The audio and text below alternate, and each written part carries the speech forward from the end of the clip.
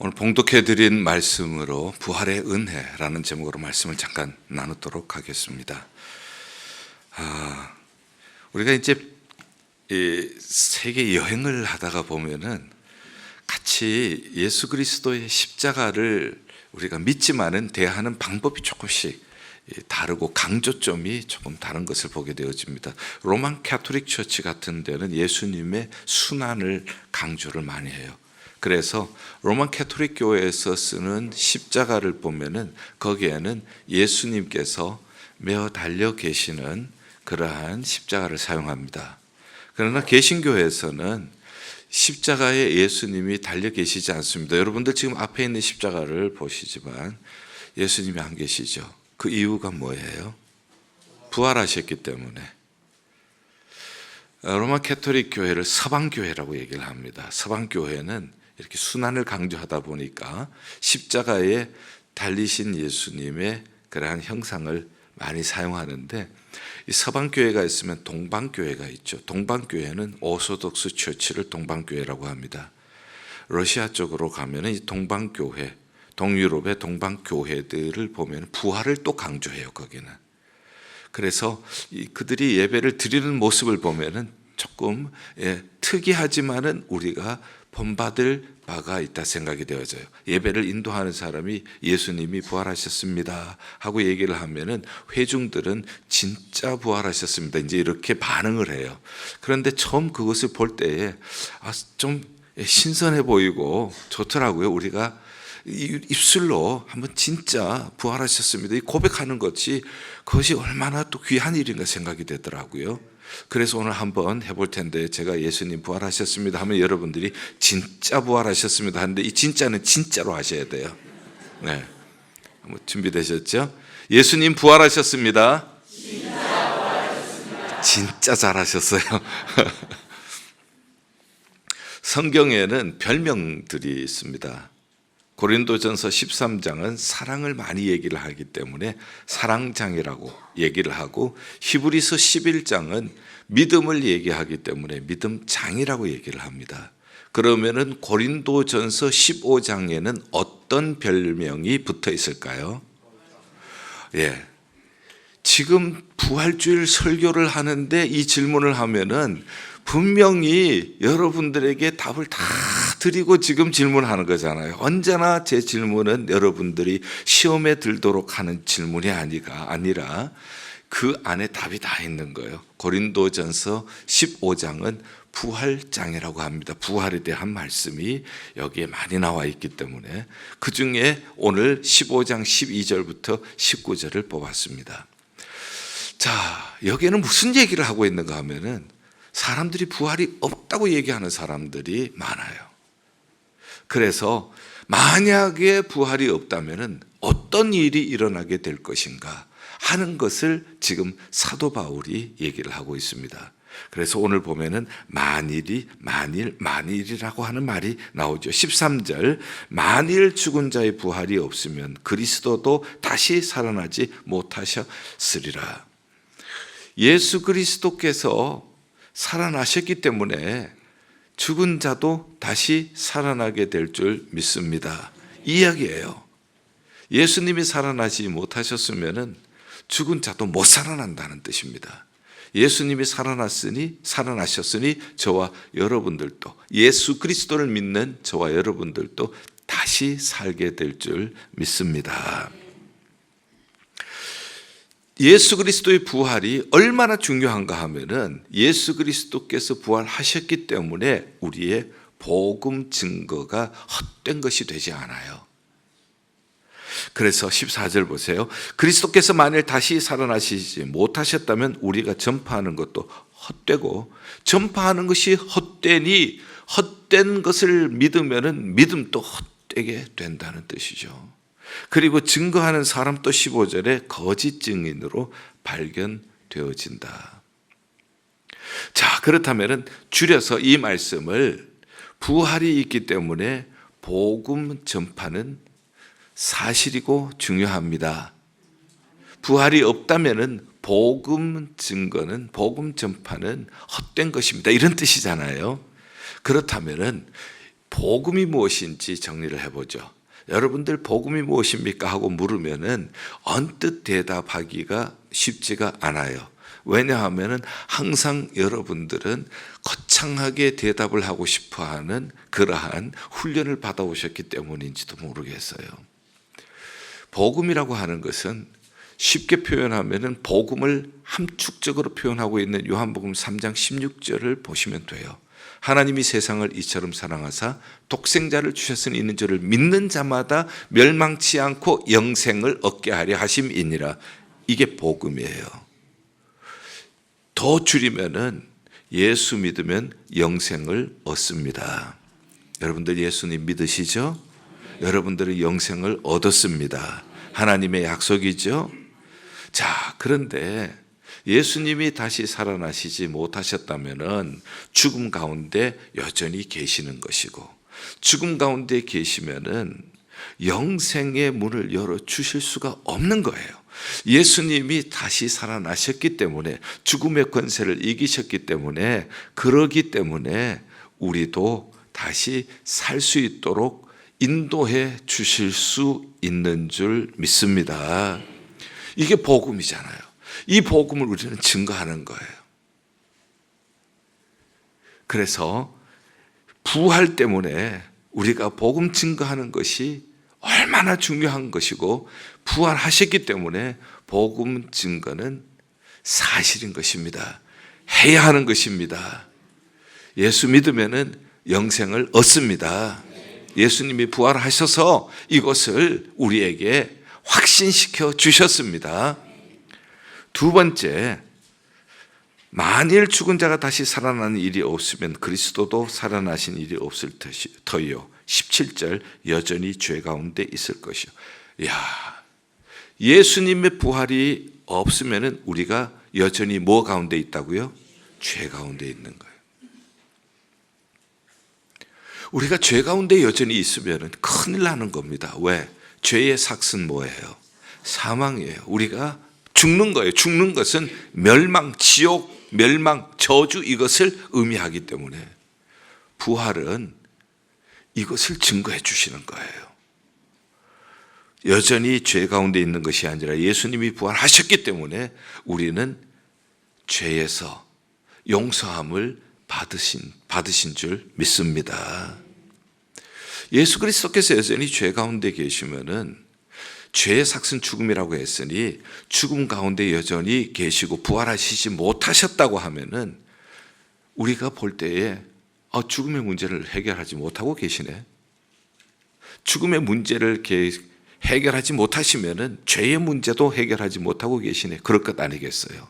그러나 죽음의 문제를 해결하시고 부활하셨다고요? 그러니 주님께서는 죄의 문제를 해결하셨고 죄의 열매인 죽음의 권세도 깨뜨려 주신 줄 믿습니다.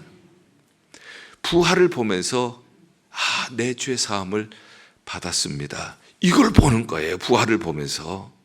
부활을 보면서 복음 증거가 이것이 확실한 것입니다. 이것이 맞습니다. 부활을 보면서 내 죄는 사함을 받았습니다. 그러므로 이제 그리스도 예수 안에 있는 자에게는 결코 정죄함이 없나니, 이는 그리스도 예수 안에 있는 생명의 성령의 법이 죄와 사망의 법에서 너를 해방하여 씀이니라. 할렐루야. 죄 사함 받으신 거예요. 그래서 이 부활이 이토록 중요한 것입니다. 부활은 죄 사함을 받은 표시예요. 그리고 이제 예수 그리스도를 믿다가 잠자는 자, 예수 그리스도를 믿고 죽은 사람을 얘기합니다. 망하였으리라. 만약에 예수님이 다시 살아나시지 않으셨다면 예수 믿고 죽은 사람이 망했다. 왜? 예수님이 죽으셨다 살아나시지 않으셨으면 우리도 죽어서 살아나지 못하는데, 우리도 영생을 얻지 못하는데, 그동안 예수 그리스도를 믿는다고 고생한 거 다 헛고고 그 망한 일이라는 것입니다. 그러나 반대로 예수님이 살아나셨기 때문에, 그렇기 때문에 예수 그리스도 안에 죽은 자는 망한 사람이 아니라 복받은 사람이 되는 줄 믿습니다. 그러니 이게 얼마나 귀한지, 우리가 장례식을 치러보면 알아요.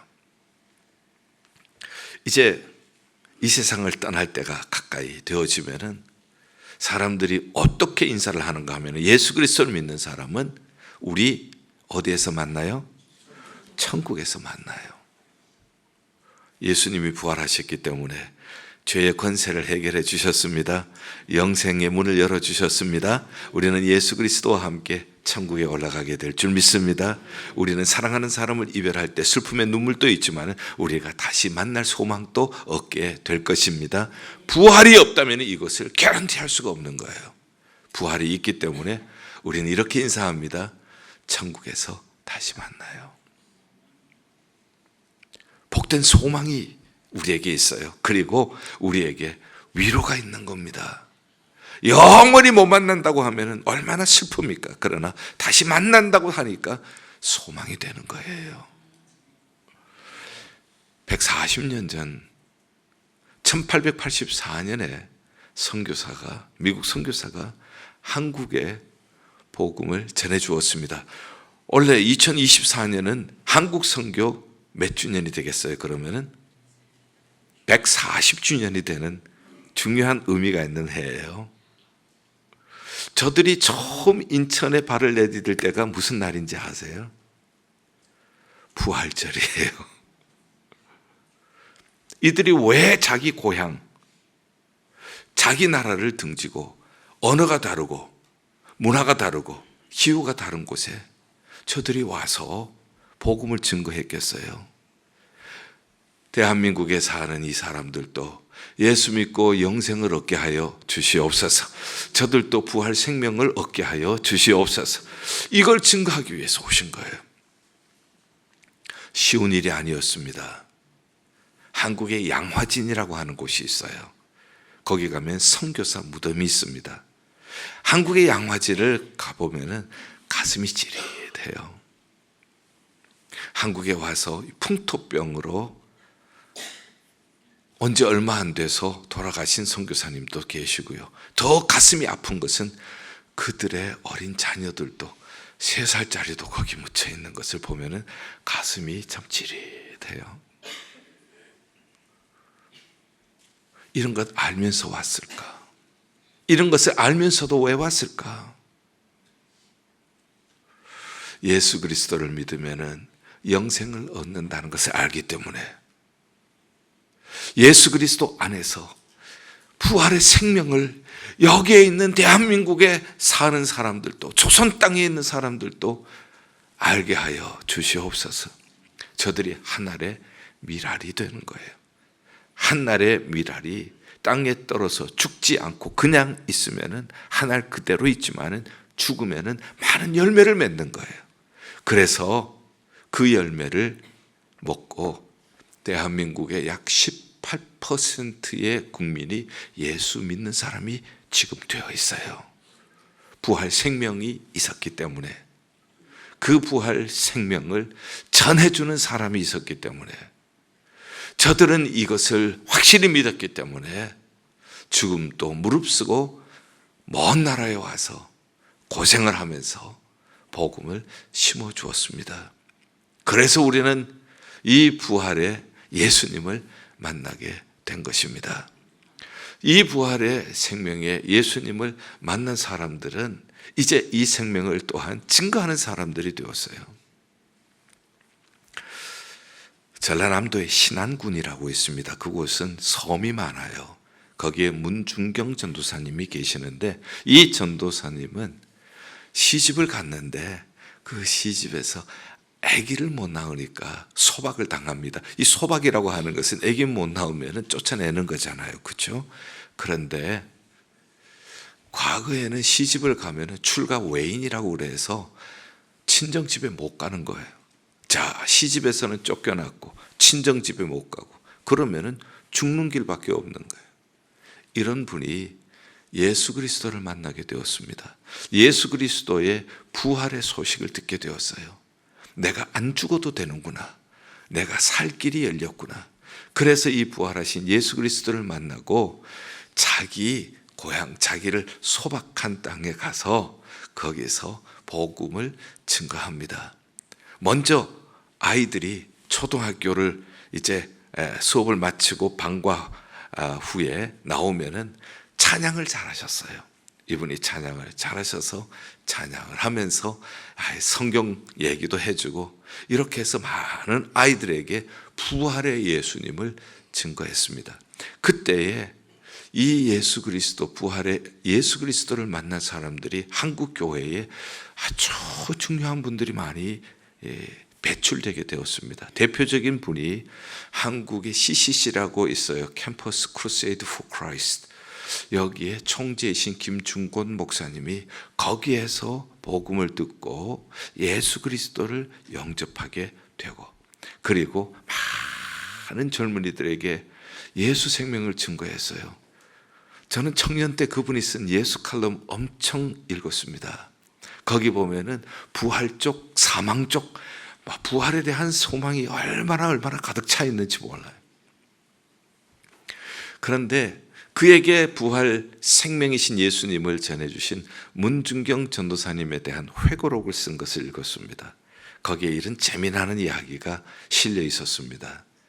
배가 아픈 어떤 자매님이 계셨어요. 그런데 돈도 없고 약도 없고 병원도 없어요. 그래서 그 배를 어루만지면서, 하나님, 이 자매는 돈도 없습니다. 이 자매는 약도 없습니다. 이 자매가 갈 병원도 없습니다.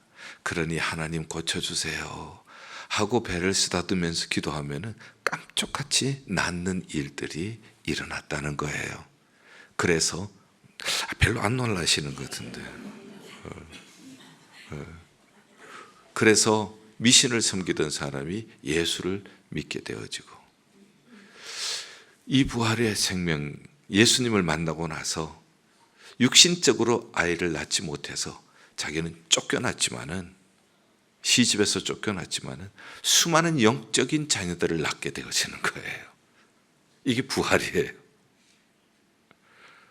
그래서 이 신안군 쪽의 섬을 다니면서 이 부활의 예수님을 증거하기 위해서 발이 닳도록 얼마나 전도하러 다녔는지, 거기 문중경 전도사 기념관 보면은 낡은 고무신이 거기 이렇게 사진이 있어요. 그렇게 수많은 사람들을 이 전도를 해서 신안군에 있는 사람들이, 예수 믿는 사람들이 90%가 넘는 그러한 마을도 있다는 것을 듣게 되었습니다. 참 놀라운 사실이죠. 그런데 나중에 6.25 때 공산당은 유물론이니까 예수 믿는 사람을 제일 먼저 죽이거든요. 그래서 잡았습니다. 그리고 바닷가에 모래사장에 묻고 공산당이 대나무로 만든 창을 가지고 찔러 죽이면서 뭐라고 얘기를 한가 하면은 씨암탉이라고. 여러분들, 시골의 씨암탉은 병아리를 많이 부화하는 그러한 닭을 씨암탉이라고 해요. 그래서 이 씨암탉 그러면서 예수 생명, 부활 생명을 많이 낳았다는 뜻이죠. 그래서 그것으로 찌르는데, 그 아픈 고통 가운데서도 하나님, 저들의 용서해 달라고 기도하는 거예요. 이 부활 신앙 아니면은 이 못하는 일이에요. 그래서 그 기념관을 이렇게 보면서 참 마음속에 깊은 그러한 감화가 있었던 그러한 기억을 하고 있습니다. 부활이 없으면 사죄도 없고요. 부활이 없으면 예수 믿고 죽은 사람 망하는 거예요. 그러나 부활이 있기 때문에 우리는 죄 용서함을 받은 확신이 있습니다. 부활이 있기 때문에, 그러므로 예수 그리스도 안에서 죽은 자들 천국에서 영생을 누리고 계신 줄 믿습니다. 우리도 이후에 천국에서 다시 만나게 될 줄 믿습니다. 그리고 마지막으로 19절, 만일 그리스도 안에서 우리가 바라는 것이 다만 이 세상의 삶뿐이면 모든 사람 가운데 우리가 더욱 불쌍한 자이리라. 우리가 사는 것이 이 세상만 전부다, 이 세상이 전부라고 하면은 예수 믿는 사람처럼 불쌍한 사람이 없어요. 예수 믿기 때문에 손해봐야 되고, 예수 믿기 때문에 우리가 하고 싶은 것 못하는 것도 얼마나 많아요. 예수 믿기 때문에 이 세상 사람들은 어떻게든지 하나라도 더 빼앗으려고 하는데, 우리는 주라, 주는 것이 복이 있다고 우리가 나눠주는 그러한 삶을 살잖아요. 이 세상이 전부라면은 이것처럼 예수 믿는 사람처럼 억울한 사람이 없어요. 오늘처럼 이렇게 좋은 날 더 잠을 잘 수가 있고, 더 놀러 갈 수도 있고, 더 밀린 일을 할 수도 있지만은 예배 자리에 이렇게 우리가 와서, 오늘도 우리가 찬양을 할 텐데 이 찬양을 위해서 시간 내서 주일 예배 마치고 또 다 간 다음에도 남아서 연습을 하고, 토요일 저녁에 와서 또 연습을 하고, 이렇게 하면서 이 세상이 전부라면은 저 사람들 미친 사람들 아니냐고 얘기를 할 수가 있어요. 그러나 이 세상이 전부가 아니고 우리는 영원한 하늘나라에 갈 사람인 줄 믿습니다. 그래서 우리는 삶을 살 때 어떻게 사는가 하면은 저 천국의 하나님 앞에 설 것을 미리 보면서 오늘을 사는 거예요. 그래서 우리가 저 천국에 갈 것을 우리가 미리 보면서 예수님을 믿는 거예요. 예수 믿으면 천국 간 줄 믿습니다. 천국 그냥 가는 것이 아니라 천국 가서도 열심히 믿음으로 산 사람들, 자기 희생을 통하여서 복음을 증거하고 다 희생해서 하나님의 교회를 섬기고 뭐 이런 사람들 다 하나님께서 의의 면류관도 준비해 주시고, 생명의 면류관도 준비해 주시고, 영광의 면류관도 준비해 주시는 줄 믿습니다. 만약에 부활이 없다면은 우리처럼 불쌍한 사람이 없어요. 그러나 부활이 있기 때문에 우리는 예수 믿고 반드시 천국에 갈 줄 믿습니다. 그리고 우리가 주를 위하여서 충성한 거 천국에서 별처럼 빛나고 해처럼 빛나게 될 줄 믿습니다. 귀한 면류관 쓰고 주님 앞에 영광을 돌리게 될 줄 믿습니다. 이것이 있기 때문에 오늘 함부로 살지 않는 거예요. 지금 오늘 왜 윤리 도덕이 무너집니까? 이 땅이 전부라고 생각하니까. 요즘 마나탄에 혼자 다니는 것이 무서워요. 묻지마 폭력이 너무 많아서, 특별히 여성들 약하니까 남자들이 그냥 이유도 없어요. 몰라요. 그런데 가면서 그냥 때려서 눕히는 거예요. 어떤 사람이 그것을 인스타그램에 올렸는데요. 그랬더니 나도 그런 일이 있다고, 나도 그런 일 당한 적이 있다고. 여러분, 이 세상이 전부라면은 내가 하고 싶은 대로 때리고 싶은 사람 때리고 죽이고 싶은 사람 죽이고 마음대로 할 수 있는 거예요. 그러면은 윤리가 무너지고 도덕이 무너지고 우리가 사는 세상은 지옥이 되는 거예요. 그러나 천국이 있기 때문에, 천국의 심판이 있기 때문에 우리는 오늘 경건하게 사는 것입니다. 거룩하게 사는 것이에요. 그리고 우리의 믿음의 공동체가 존재하는 거예요. 초대교회 성령 충만하고 함께 모인 초대교회는 열심히 말씀 배우고, 열심히 기도하고, 열심히 찬송하고, 열심히 서로 사랑으로 섬기는데, 자기가 가지고 있는 것을 팔아서 다른 사람에게 나눠주면서 이렇게 사는 거예요. 이런 모습을 보면서 불신자들이 참 다르다, 뭔가 다르다, 불신자들도 칭찬하고, 하나님께서는 구원받는 자의 수를 날마다 더하게 하시니라. 아멘. 사랑하는 여러분들, 부활이 있습니다. 예수님이 부활하셨습니다. 그렇기 때문에 우리는 이 복음을 증거해야 합니다. 우리도 이 복음에 빚을 진 사람들이기 때문에 결코 이것은 헛된 수고가 되지 않을 것입니다. 예수님 부활하셨기 때문에 우리는 죄사함을 받았습니다. 죄사함을 받고 하나님의 자녀가 되었습니다. 우리는 천국 갑니다. 주 안에서 죽은 사람들도 영생을 누리게 될 줄 믿습니다. 예수님 부활하셨기 때문에 우리가 지금 이렇게 주를 위하여서 헌신하고 희생하고 하는 거 결코 헛되지 않을 것입니다. 이렇게 사는 사람들로 인하여서 살기 좋은 세상이 되어지는 거예요. 이렇게 사는 사람, 부활 공동체를 통하여서 교회마다 부활의 아름다운 꽃이 피게 될 줄 믿습니다. 오늘 세상을 보면서 마치 에스겔서 37장에 마른 뼈와 같은 느낌이 들어요. 죽은 지 오래된 마른 뼈와 같은 세상이에요.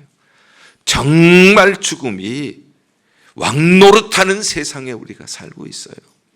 여기를 봐도 그렇고 저기를 봐도 그렇고. 그러나 여러분, 말씀이 들어가고 성령의 부활의 생기가 들어갈 때에 마른 뼈도 일어났잖아요. 우리에게 꿈이 있습니다. 부활 공동체인 우리, 오늘 부활주일 부활의 메시지를 들었습니다. 그리고 부활의 생명이 우리 가운데 역사하는 줄 믿습니다.